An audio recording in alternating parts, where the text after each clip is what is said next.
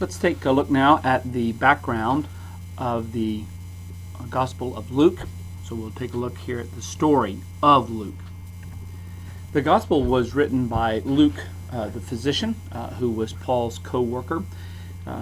We know this, or this is the conclusion of many, based on the fact that in the book of Acts, that there are sections in Acts that are what we call the we, that's W-E, the we sections, in which it looks like the author of Acts is with Paul. And so by comparing Paul's letters, we can determine which individuals were likely with Paul, and through a kind of a process of elimination, Luke looks like he is the best candidate to have been the author of Acts, since the person who wrote Acts also wrote Luke. That's how we have determined that Luke is the author of this gospel. He is called a physician, though we don't know a great deal about the particulars of Luke's skills as physicians, or exactly what it is that he did or could do. We do know that he was a co-worker of Paul, so someone who Paul obviously had trusted. The best internal evidence then comes from this we section based on Acts, but there is no definitive evidence to tell us where the gospel was written. So we don't know where Luke was at the time that it was written. A good possibility is that Luke has written it after Paul has been under house arrest in Rome.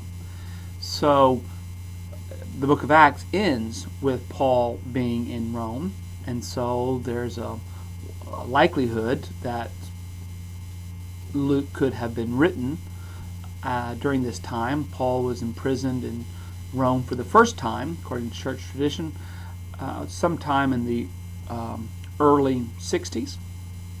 And so the earliest possible date for Luke would have to be the early 60s.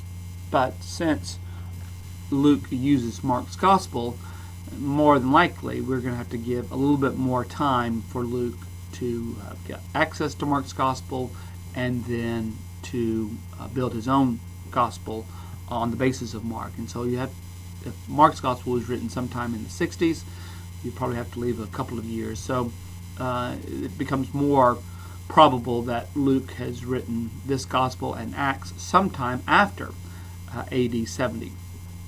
And he could be in Rome, or he could be back in Asia Minor or Greece. There's just no definitive evidence for where he is at. The gospel is written to, or addressed to, a person named Theophilus. Some have thought this may just be a fictitious name, and since the word Theophilus means one who loves God, and that Luke is just writing to all those who love God. However, Theophilus is addressed as most excellent, and that expression, most excellent, would indicate that Theophilus is an administrator within the Roman system. So, writing in the ancient world is an expensive endeavor. Someone would probably have to supplement or help the Luke to write this financially. And so trying to understand how someone could take the time and have the resources to write this gospel and write Acts, that raises the possibility that this Theophilus may indeed have been Luke's benefactor. In other words, Theophilus is the one who has helped pay for Luke to write this, and that would seem to suggest that possibly Theophilus was a Christian. So this could be a Christian who is a Roman official who wants kind of a history about his faith, so that he might be able to explain it to his non-Christian Roman friends or to other individuals, and especially any claims that Christianity might be a threat to Roman society or is in opposition to the Roman Empire.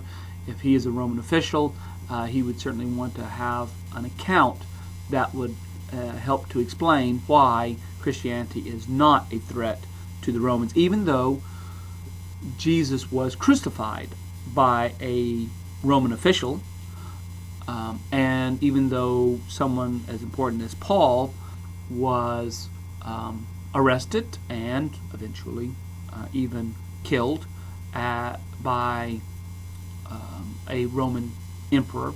Nevertheless, Christianity is not antagonistic to Rome. So helping someone like this Theophilus explain his position as belonging to this group and nevertheless not seeing it as opposition to Rome, that may have been part of the reason why Theophilus would have contracted Luke or paid for Luke or supplied Luke the means to write both the Gospel and Acts.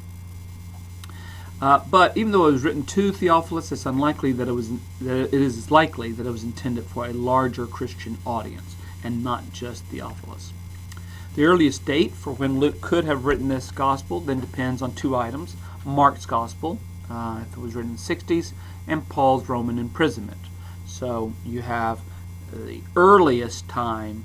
In other words, Luke's Gospel could not have been written prior to the 60s, since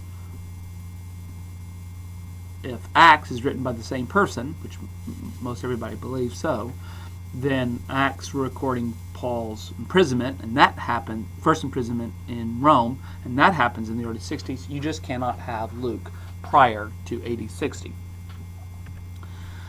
Though the authors of the Encountering the New Testament believe it could have been written as early as the late 50s, the majority of scholars date it after the destruction of Jerusalem, and some even date it as late as the early 2nd century. If it was written after AD 70, of course the big question is, why didn't Luke tell us what happened to Paul in Rome? In other words, if it was written after 70, according to church tradition, Paul is imprisoned in Rome in the early 60s. He is released. He travels to Spain. He goes on to Crete and back again to Ephesus.